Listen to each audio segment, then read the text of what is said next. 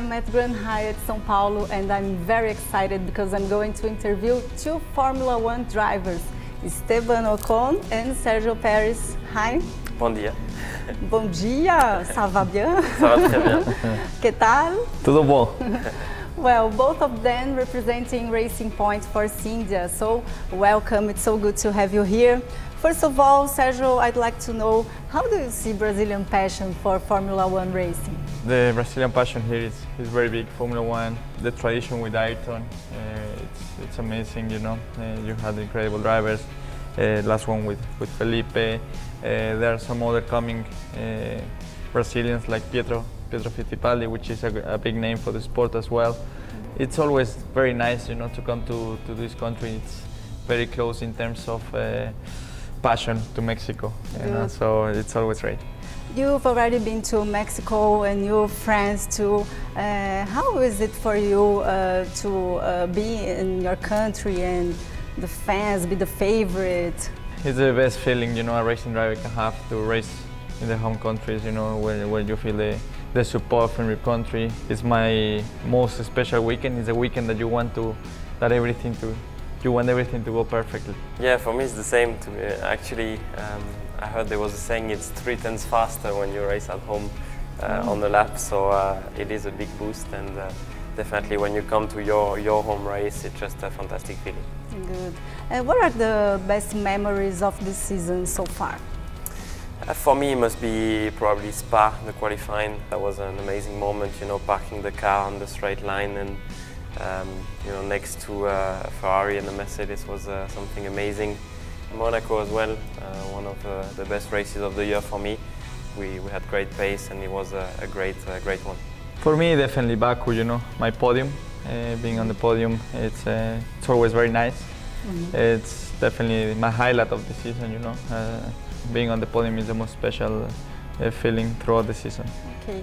Last year, as I asked Esteban about the challenge of Interlagos racetrack, what do you think is the most difficult thing? It's to put the perfect lap together. You know, it's very hard. It's a very small track and a lot of braking, accelerating. It's a bit like a karting track with a Formula 1. And if you leave half a tenth, 1/10 in the table, it's too much. Where in another circuit is normally what you get, but here it's far too much. So that's the most difficult bit, to get everything perfect throughout the lap.